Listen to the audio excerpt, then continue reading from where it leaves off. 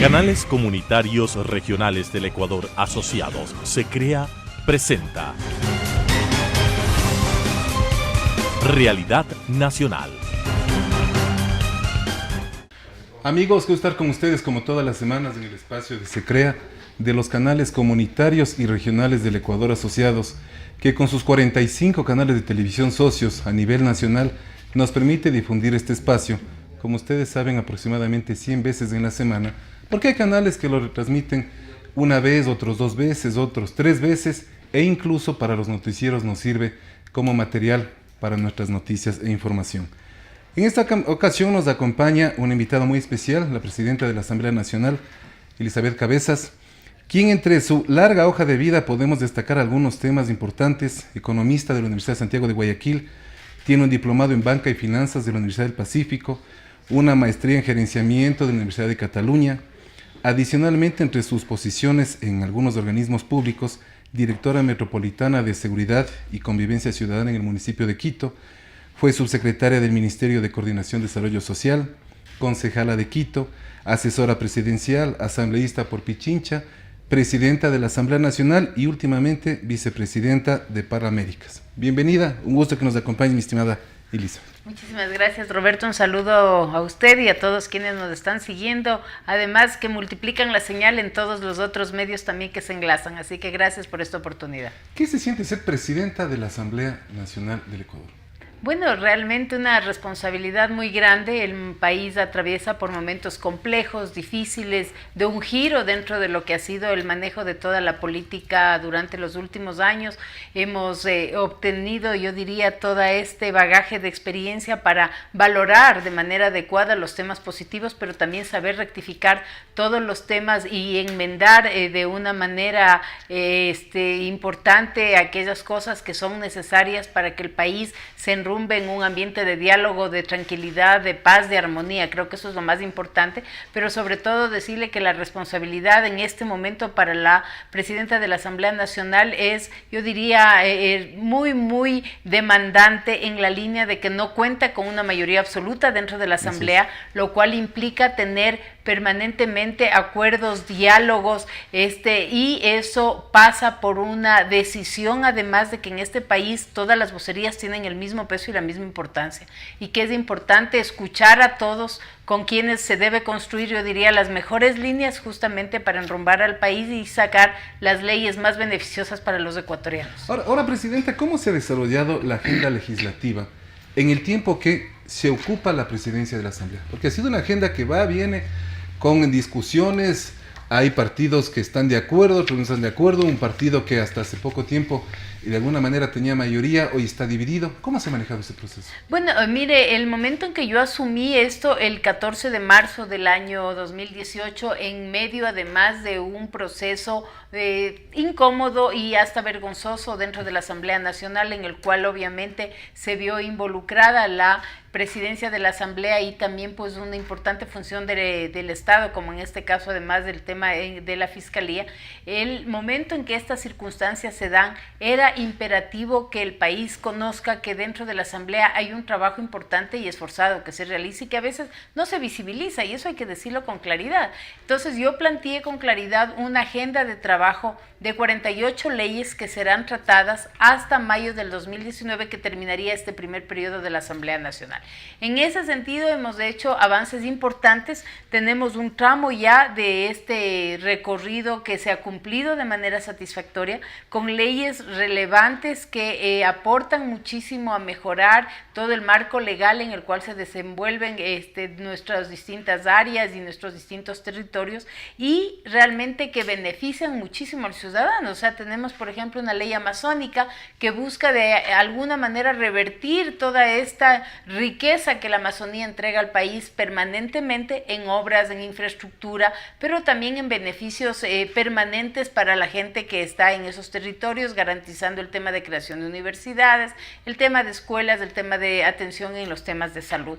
Hay leyes tan relevantes como la Ley de Educación Superior. Es una ley que además fue trabajada de manera consensuada con las universidades a nivel nacional y que a diferencia de muchos otros temas no generó ningún un ruido porque no hubieron conflictos, no hubieron discusiones, más bien hubieron consensos, pero que no ha recibido, por ejemplo, esa promoción, lo que representa ahora esa ley, mayores oportunidades para los estudiantes, la creación de estos bachilleratos tecnológicos, o sea, la incorporación de muchísimos otros temas que son importantísimos para la ciudadanía y para la juventud sobre Ahora, todo. y en la planificación que tienen ustedes como Asamblea Nacional, ¿qué se viene hasta diciembre más o menos? ¿Cómo ha planificado este proceso? Mire, tenemos, como yo le decía, estas 48 leyes en este primer tramo que lo valoramos hasta el 15 de agosto que cumplimos 250 días.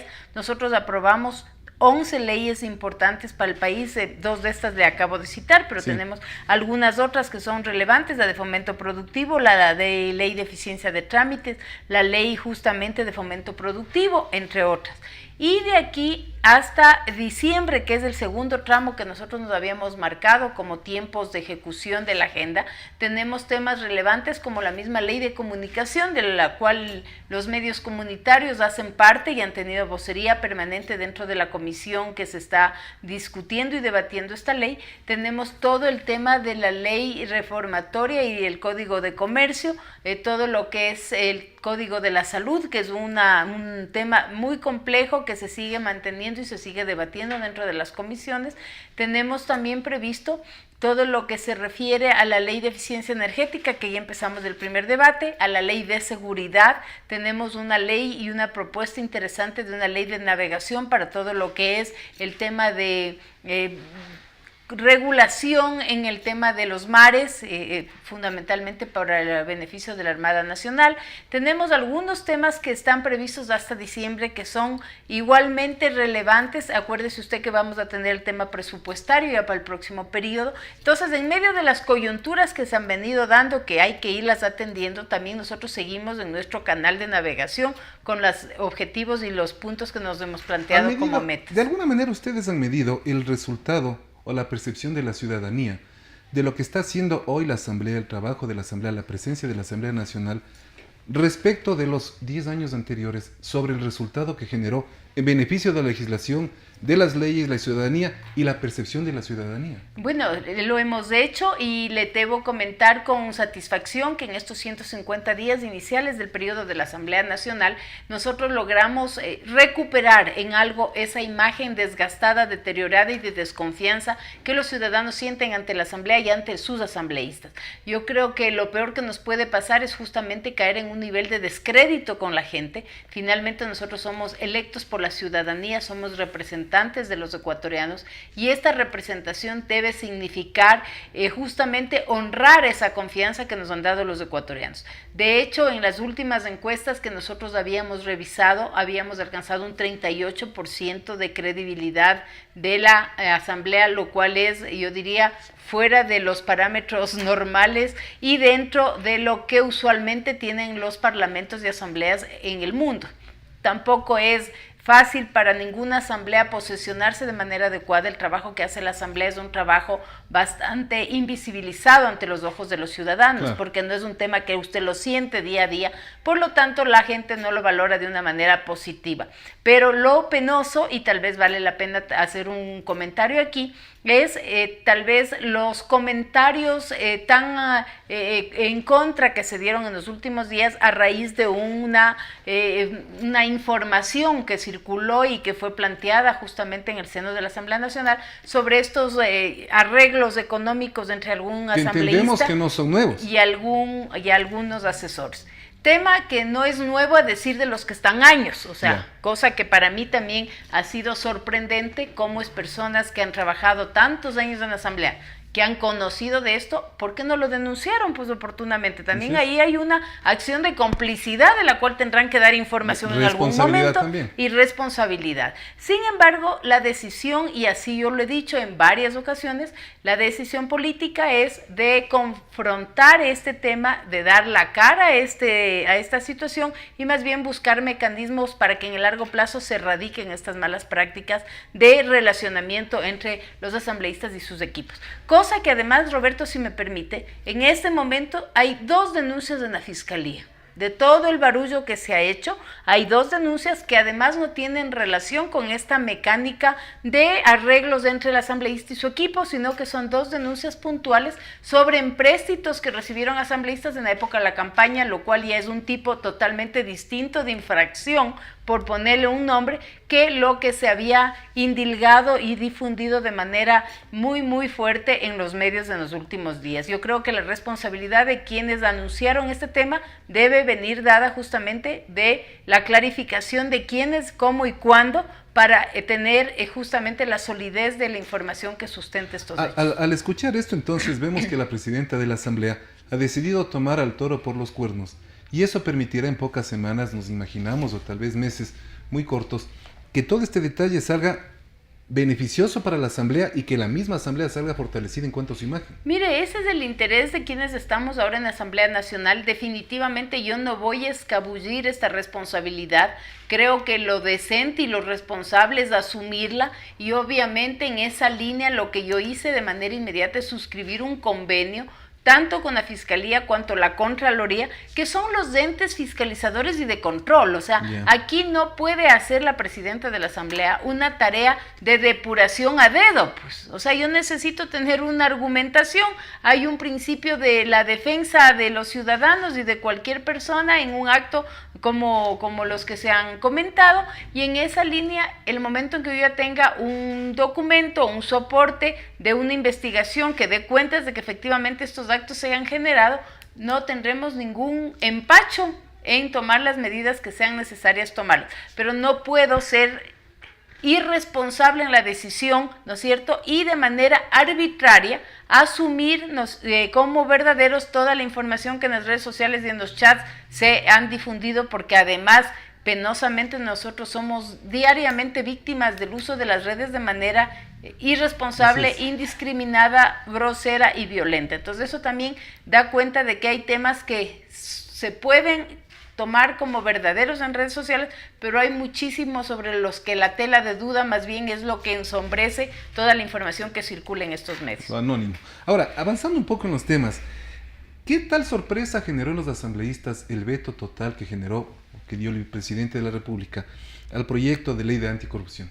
Mire, nos ha sorprendido, yo diría, de una manera poco halagadora, porque eso ha implicado además un tratamiento de meses dentro de la comisión, y una comisión que es multipartidista, en donde jamás se puede pretender insinuar de que hay algún interés velado para beneficiar a alguien. O sea, de hecho, la ley no es retroactiva, por lo tanto, cualquier cosa que sea aprobada ahora no afecta a juicios ya iniciados anteriormente, y mal se podría tratar o dar oídos a actores políticos que en algún momento lo que dijeron fue que en esa ley lo que se pretendía es beneficiar a un personaje público que está en este momento preso, ¿no es cierto? Porque eso definitivamente no era el caso. O sea, yo lamento realmente ese veto total, porque habían cosas muy positivas que se pueden rescatar, y de hecho así lo vamos a hacer, ¿no es cierto?, para el tratamiento en otros cuerpos legales, pero que representa tiempo y que de todas maneras eso ya hubiera estado habilitado y hubiera entrado en vigencia, pero este rato nos toca un poco retomar los temas. Jamás el tema de la lucha contra la corrupción puede ser un tema que nos divida, más bien nos va a unir siempre. El tema son los tiempos, que posiblemente sí lo diferimos y lo perdimos, y que ahora nos toca retomar sobre unas nuevas propuestas existentes. ¿Se podría decir entonces que con la propuesta presentada por el presidente Moreno abre las puertas para lograr la incautación de bienes y recuperar dinero, que es lo que la sociedad espera de quienes utilizaron sus posiciones para llevarse lo ajeno?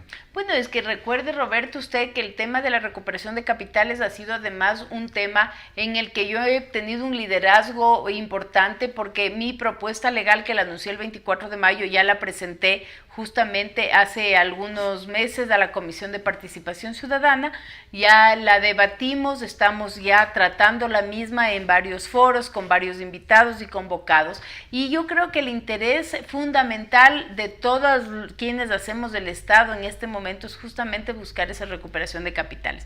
Se están hablando de ingentes cantidades de plata, o sea, no estamos hablando de una cifra menor, cifras suficientes que nos permitirían cubrir las demandas de lo que son las viviendas viviendas de interés social, el tema de educación, el tema de salud, es decir, montos significativos que deben ser, yo digo, de alguna manera recuperados a la brevedad posible. El marco legal que yo he propuesto de la Ley de Recuperación de Capitales justamente genera un instrumento para que el Consejo de Participación Ciudadana sea el actor fundamental en esta línea y pueda a través de él, ¿no es cierto?, seleccionar y contratar empresas especializadas.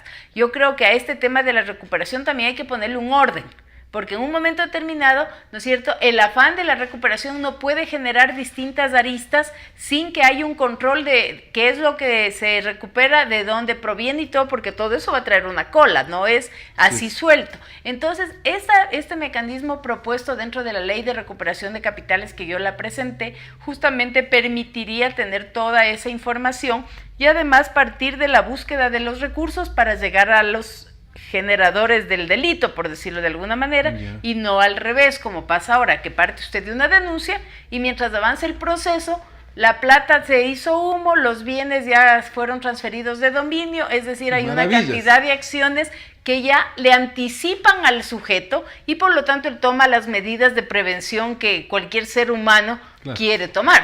Entonces, en esa línea es lo que nosotros hemos planteado. Hay varias iniciativas, hay otras iniciativas de tema de protección de los informantes, por ejemplo, hay otra iniciativa que es referente a todos estos temas de reformas en el Código Orgánico Integral Penal, pero sobre todo ahora último, pues esta ley que mandó el Ejecutivo y que lo que busca es justamente reemplazar de alguna manera a la ley que fue vetada por la Asamblea Nacional. Ahora, respecto del Consejo de Participación Ciudadana y Control Social Transitorio, la presidenta de la Asamblea, ¿cómo visualiza el trabajo que han venido desarrollando, el tiempo que les falta? ¿Van a lograr generar los resultados que el Ecuador necesita, que el Estado necesita? ¿En beneficio de quién? De un futuro transparente y promisorio. Bueno, el tema del Consejo de Participación, recordemos, nace por una voluntad ciudadana del 4 de febrero, en la cual el pueblo ecuatoriano, ansioso de cambios importantes en ciertas estructuras del Estado, acepta esta consulta y además la aprueba de manera mayoritaria. Y en esa línea el mandante pues ya lo que nos dispuso fue justamente generar este Consejo de Participación Ciudadana transitorio para que dé cuenta y haga los ajustes necesarios en las instituciones que así estaban determinadas. ¿Por qué llegamos a este Consejo de Participación? Fundamentalmente porque el Consejo de Participación que estuvo en funciones dejó o no hizo jamás el cumplimiento de su rol. Recuerde que fue nombrado para dos tareas fundamentales: fortalecer la participación ciudadana y combatir la corrupción. Y creo que ninguno de los dos temas se hizo. Y de hecho todos los casos de corrupción que luego se fueron conociendo jamás fueron topados ni planteados como un mecanismo de ventilación o de conocimiento dentro de lo que fue el Consejo de Participación Ciudadana. Entonces, este momento el Consejo de Participación fue, y yo digo, mantiene altos niveles de credibilidad, primero porque las personas que lo conforman son personas muy conocidas, yo diría, permanentemente han dado con su accionar muestras de ética y de responsabilidad y ellos han asumido estas grandes decisiones que los ecuatorianos les hemos encargado. Me parece siempre que podría haber sido tal vez un tiempo mayor, pero nunca el tiempo va a ser suficiente para los cambios que han sido necesarios hacerlos.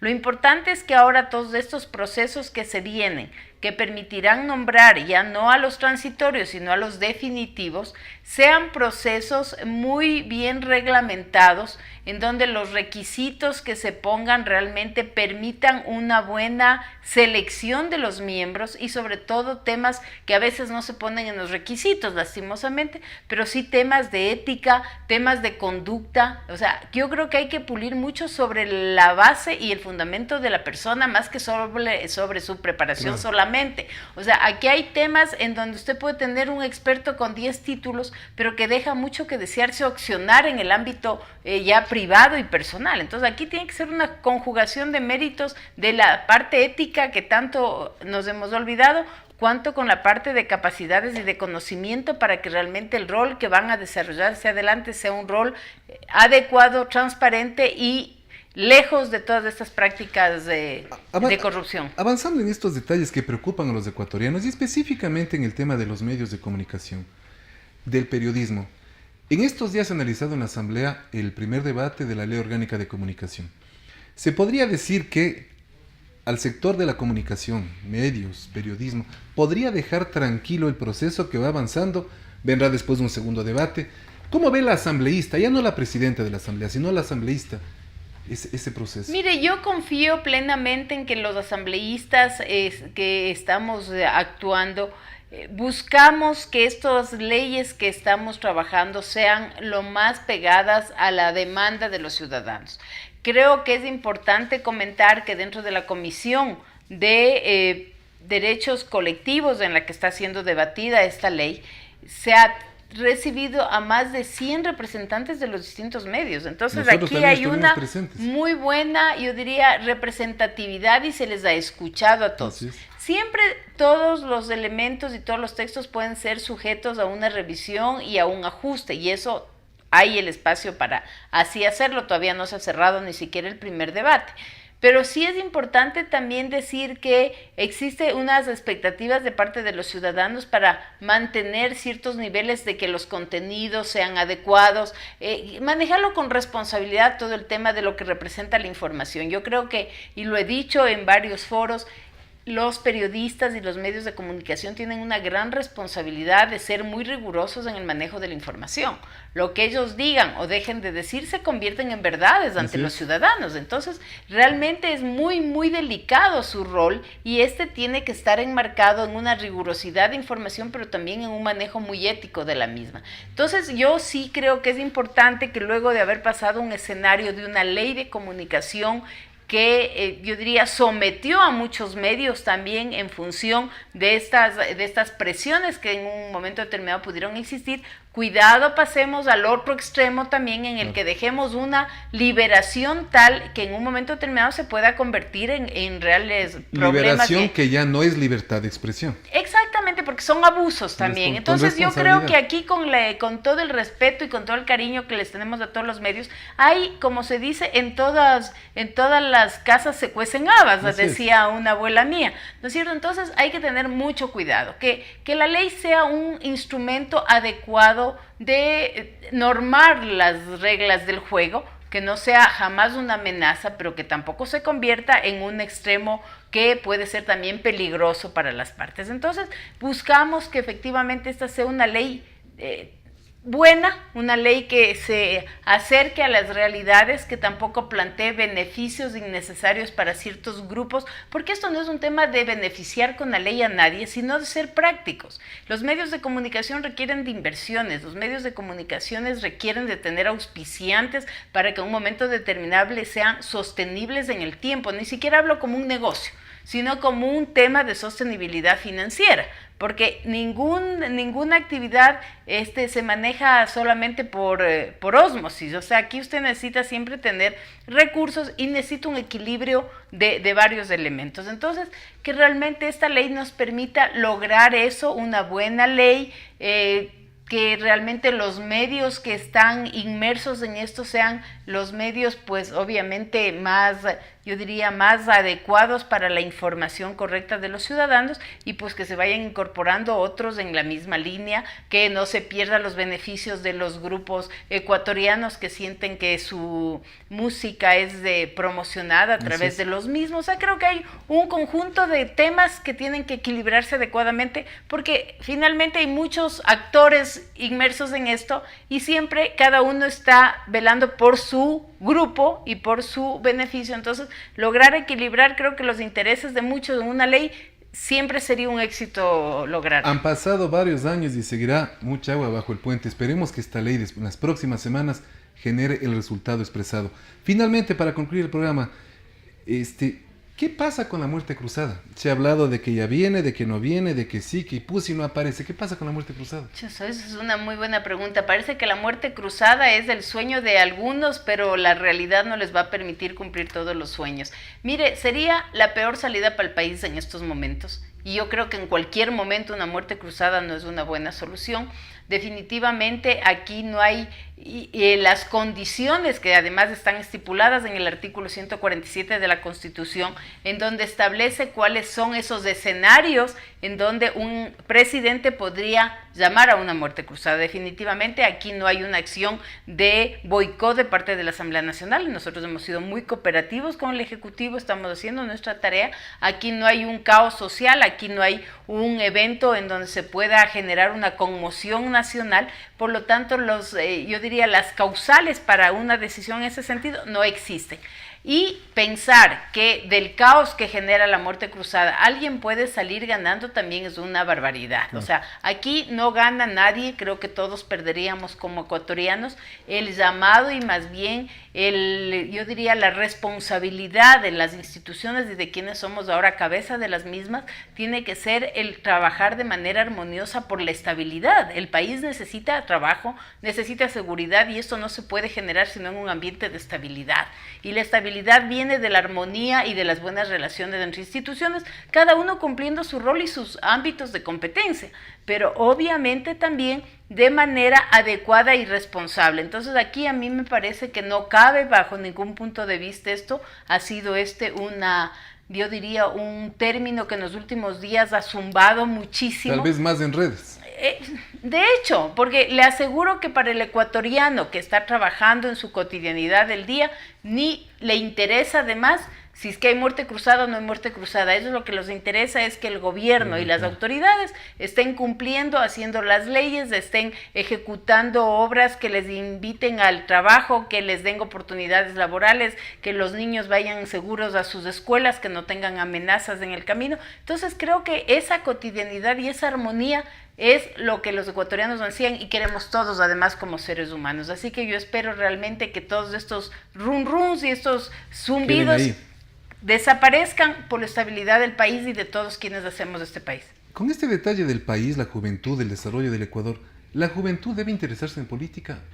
Bueno, es que, mire, no hay peor testimonio que el que estamos dando a veces los políticos en el día a día. O sea, si es que un joven mira la televisión y ve los escándalos y todos estos temas de corrupción, que coimas, que diezmos, que peleas, o sea, ningún chico va a querer meterse en el tema político. Más aún cuando ven las redes sociales que le insultan al uno, que le insultan al otro, a veces sin motivo, sin razón y circunstancia. Entonces yo creo que la gran responsabilidad que tenemos los políticos ahora es de dar un buen testimonio del accionar político con lo que hacemos y con lo que le dejamos de hacer. Entonces ahí la tarea es para todos nosotros, pero más bien yo hago una invitación cordial a los chicos, a los jóvenes, que se involucren, porque la política no es mala. El problema a veces son los mensajes que irradian los políticos que no son los positivos para los chicos y los jóvenes. Que deberían aplicarse de mejor manera. Queremos agradecer a Elizabeth Cabezas, gracias, presidenta de la Asamblea Nacional. Un diálogo con varios temas en tan pocos minutos. Hay que hablar mucho más, mi querida presidenta. Y qué gusto que nos acompañe. Y con ustedes, amigos, como siempre, hasta la próxima semana. Transmitida por Unción, Nordvisión, Color TV, Oca TV, Canela TV, TV+, UCSG Televisión, Costranera, ABC TV, TV Norte, V Televisión, TV Agro, Manavisión, TV Manavita, Saracay TV, Teleandina, RTU, Asomavisión, Telesucesos, Unimax, Ecovisión, Lidervisión, TVS, Ecuavisión, Telegalápagos, Telemar, Televisión Católica, Los Encuentros. Canales Comunitarios Regionales del Ecuador Asociados. SECREA presentó Realidad Nacional.